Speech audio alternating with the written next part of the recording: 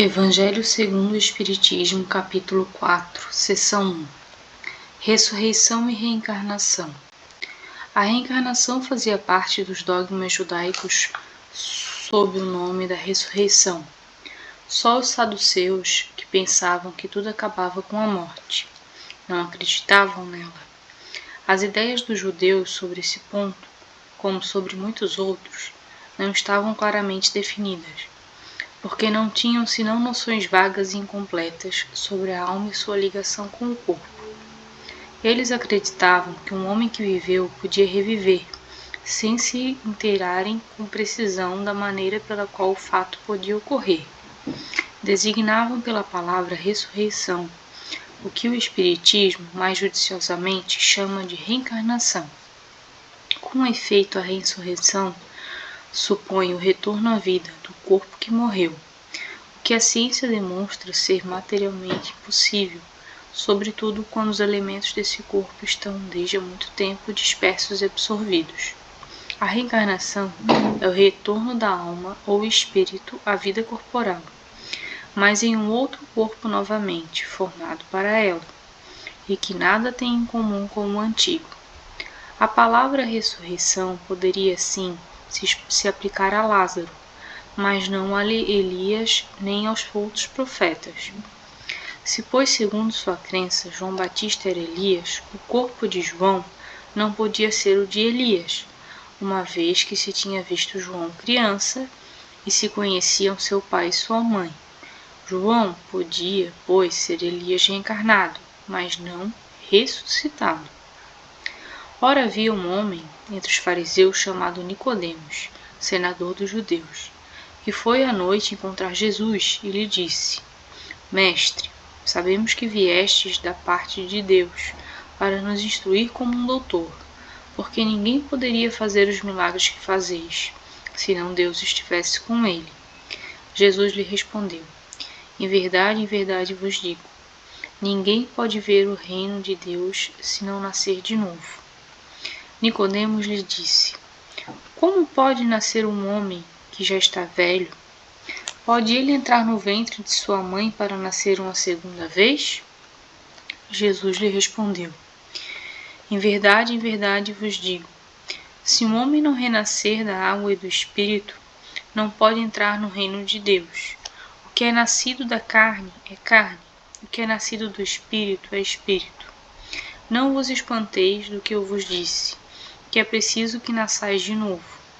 O Espírito sopra onde quer, e ouves sua voz, mas não sabeis de onde ele vem e para onde ele vai. Ocorre o mesmo com todo homem que é nascido do Espírito. Nicodemos lhe respondeu: como isso pode se dar? Jesus lhe disse: que sois mestre em Israel e ignorastes estas coisas? Em verdade vos digo, que não dizemos senão o que sabemos, e que não testemunhamos senão o que vimos, e, entretanto, vós não sabeis nosso testemunho. Mas se não me credes, quando vos falo das coisas da terra, como me creeis quando vos falar das coisas do céu? O pensamento de João Batista era Elias, e que os profetas poderiam reviver sobre a terra. Se encontra em muitas passagens dos evangelhos, notadamente nas relatadas acima. Se essa crença tivesse sido um erro, Jesus não teria deixado de combatê-la, como combateu tantas outras. Longe disso, ele sancionou-a com toda a sua autoridade e colocou-a como um princípio e como condição necessária quando disse: ninguém pode ver o reino dos céus se não nascer de novo. E insiste, ajuntando: não vos espanteis do que eu vos disse, que é preciso que nasçais de novo.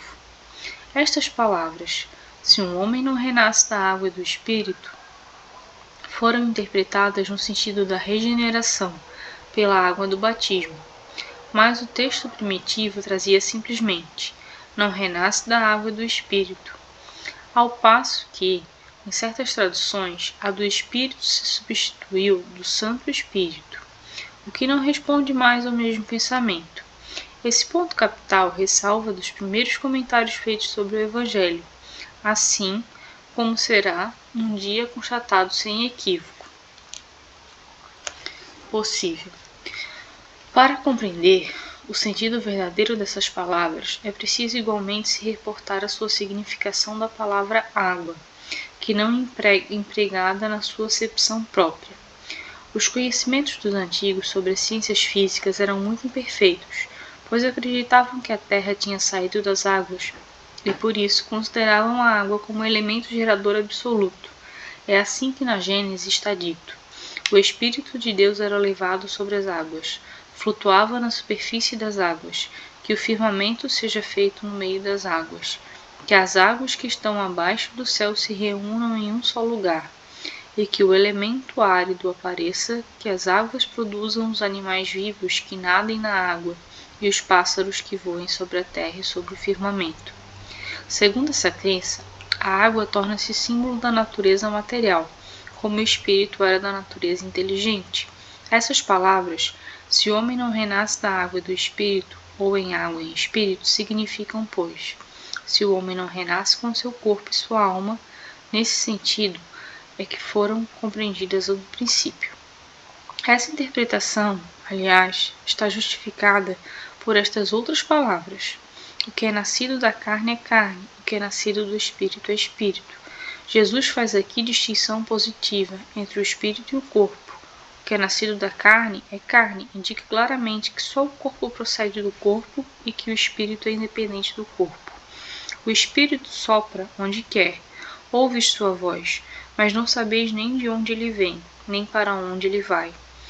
Pode-se entender como o Espírito de Deus que dá a vida a quem ele quer, ou a alma do homem. Nessa última acepção, vós não sabeis de onde ele vem, nem para onde ele vai. Significa que não se conhece o que ele foi, nem o que o Espírito será. Se o Espírito ou a alma fosse criado ao mesmo tempo que o corpo, saber-se-ia de onde veio, uma vez que conheceria seu começo. Como quer que seja essa passagem, é a consagração do princípio da pré-existência da alma e, por consequente, da pluralidade das existências.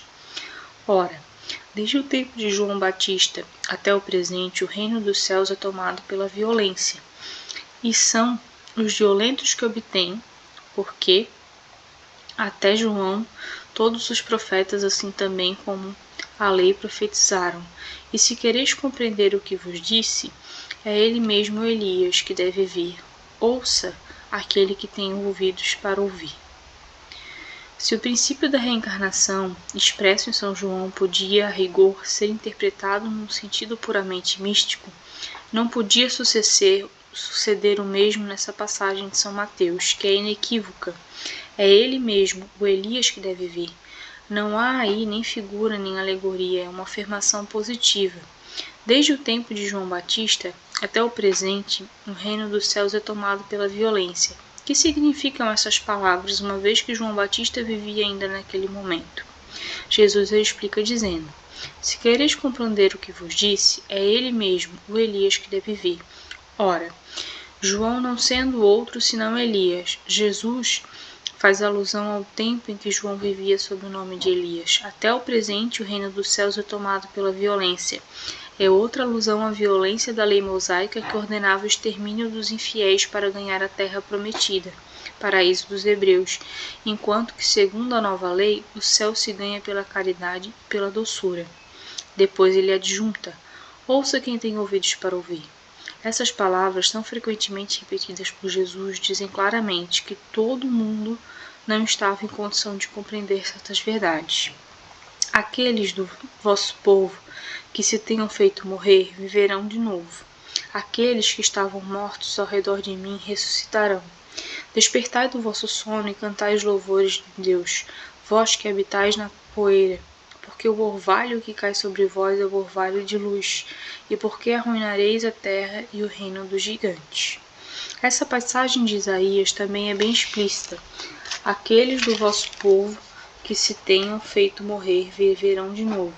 Se o profeta pretendesse falar da vida espiritual, se quisesse dizer que aqueles que se tenham feito morrer não estavam mortos em espírito, ele teria dito: vivem ainda e não viverão de novo.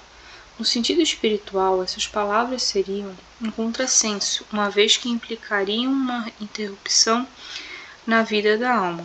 No sentido da regeneração moral, elas seriam uma negação das penas eternas, uma vez que estabelecem um princípio que todos aqueles que estão mortos reviverão. Mas quando o homem está morto, uma vez que o corpo separado do espírito está consumido em que se torna ele, o homem estando morto uma vez poderia reviver de novo? Nessa guerra em que me encontro todos os dias da minha vida, espero que minha transformação chegue. Quando o homem morre, perde toda a sua força e expira depois, onde ela está? Se o homem morre, reviverá? Expirarei todos os dias do meu combate, até aquele que me chegue alguma transformação. Quando o homem está morto, ele vive sempre, terminando os dias da minha existência terrestre, expirarei porque a ele voltarei de novo. O princípio da pluralidade das existências está claramente expresso nessas três versões. Não se pode supor que Job tenha querido falar da regeneração pela água do batismo, que certamente ele não conhecia. O homem, estando morto uma vez, poderia reviver de novo. A ideia de morrer uma vez e reviver implica na de morrer e de reviver várias vezes. A versão da igreja grega é ainda mais explícita, se isso é possível. Terminando os dias de minha existência terrestre, expirarei porque a ela retornarei. Quer dizer, eu retornarei à existência terrestre. Isso é tão claro como se alguém dissesse: eu saio da minha casa, mas a ela retornarei. Nessa guerra, em que me encontro todos os dias da minha vida, espero que minha transformação chegue. Job evidentemente quer falar da luta que sustenta contra as misérias da vida. Ele espera que a transformação, quer dizer, se resigna. Na versão grega, eu esperarei, parece antes se aplicar à nova existência. Quando minha existência terrestre se findar, eu esperarei porque a ela retornarei. Job parece colocar depois da sua morte, no intervalo que separa uma existência da outra, e diz que ali ele esperará seu retorno.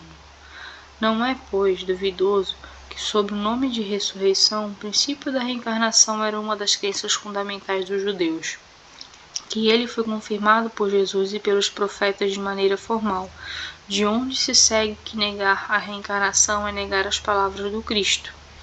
Essas palavras constituirão um dia a autoridade sobre esse ponto, como sobre muitos outros pontos, quando forem meditados sem preconceitos. Mas a essa autoridade, do ponto de vista religioso, vem-se acrescentar o ponto de vista filosófico, as das provas que resultam da observação dos fatos. Quando se quer remontar dos efeitos à causa, a reencarnação aparece como uma necessidade absoluta, como uma condição inerente à humanidade, numa palavra, como uma lei natural. Ela se revela por resultado de um modo, pode-se dizer, material, como um motor escondido se revela pelo movimento.